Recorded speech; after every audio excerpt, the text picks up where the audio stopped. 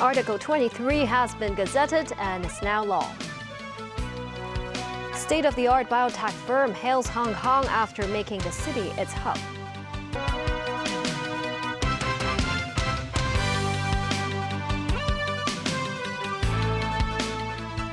Good evening, and thank you for joining us. Decades in the making, the Safeguarding National Security Ordinance, that is Article 23 of the Basic Law, has been gazetted and is now law in Hong Kong. Chief Executive John Lee said the city can now move forward to focus on developing the economy and improving residents' livelihood. Mimosa Ngai reports. 我哋終於履行咗《基本法》第23條本地立法嘅憲制責任。 On Friday evening, Chief Executive John Lee signed the Ordinance for Safeguarding National Security, or Article 23 of the Basic Law. The ordinance was gazetted and officially took effect on March 23rd. Lee said enactment of the legislation shows the SAR has fulfilled its constitutional responsibility and completed a historic mission after more than 26 years. He said the legislation will bring safety and stability to Hong Kong, which will allow the city to become an attractive place for enterprises and investments.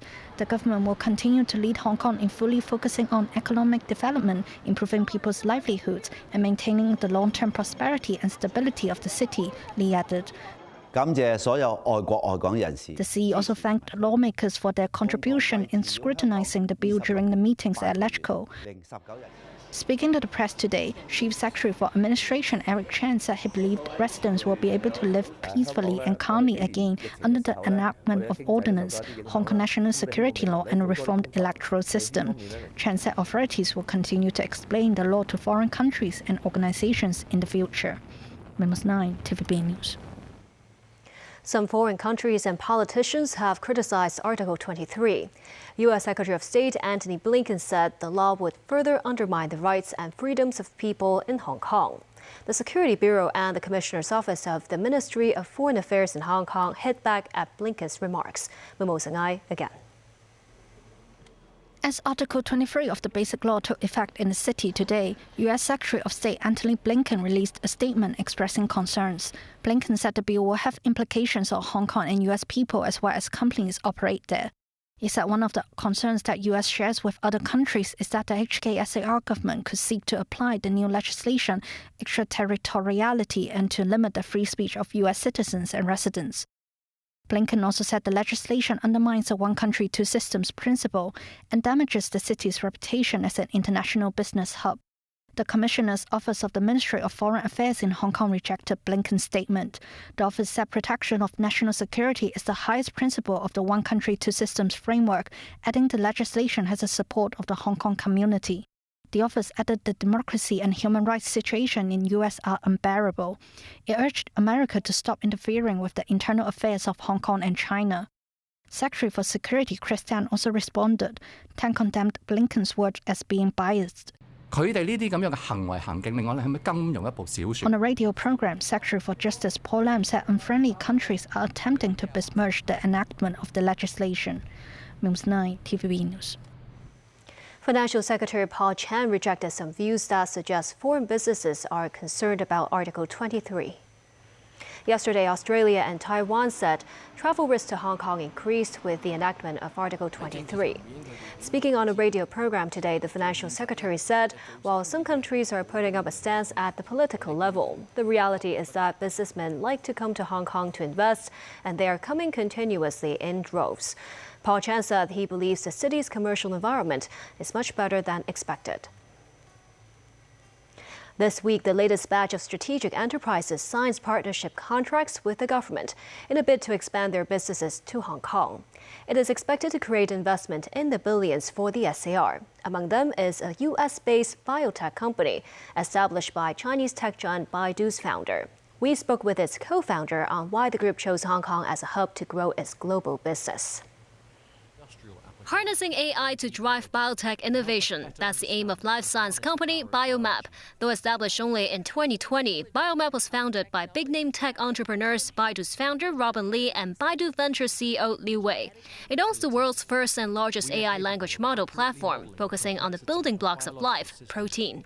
Using AI, their platform can analyze biodata and run millions of simulations of complex biological systems and processes that help accelerate research and development of drugs and diagnostics. In its latest expansion, an ecological innovation center will be set up in Hong Kong this month. But what exactly does the center do?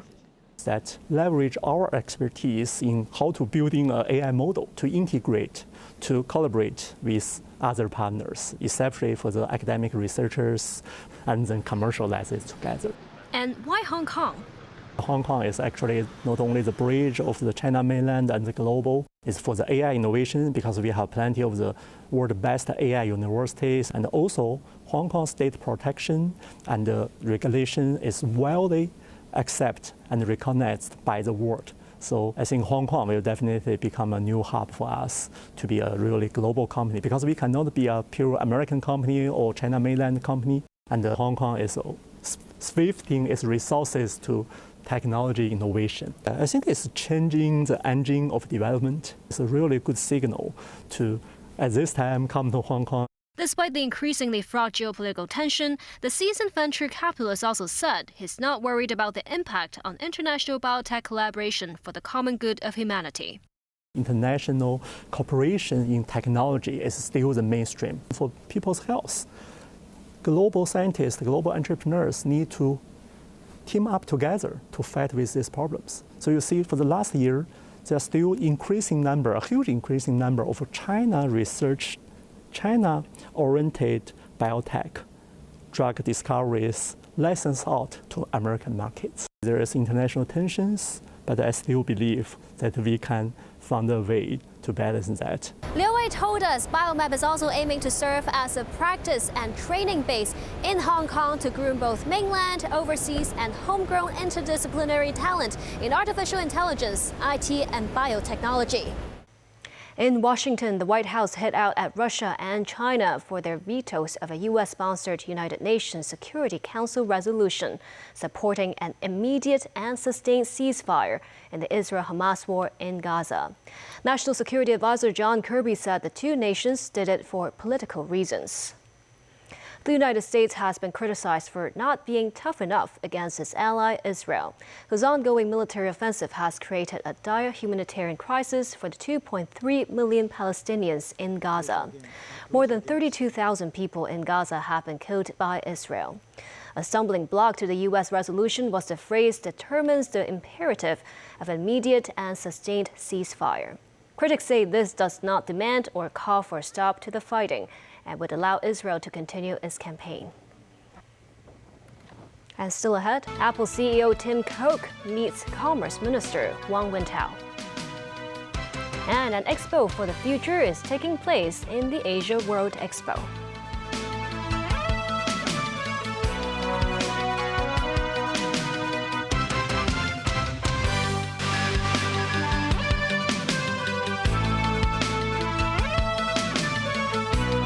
Chinese Commerce Minister Wang Wentao met the Apple CEO Tim Cook ahead of major business conferences scheduled this coming week.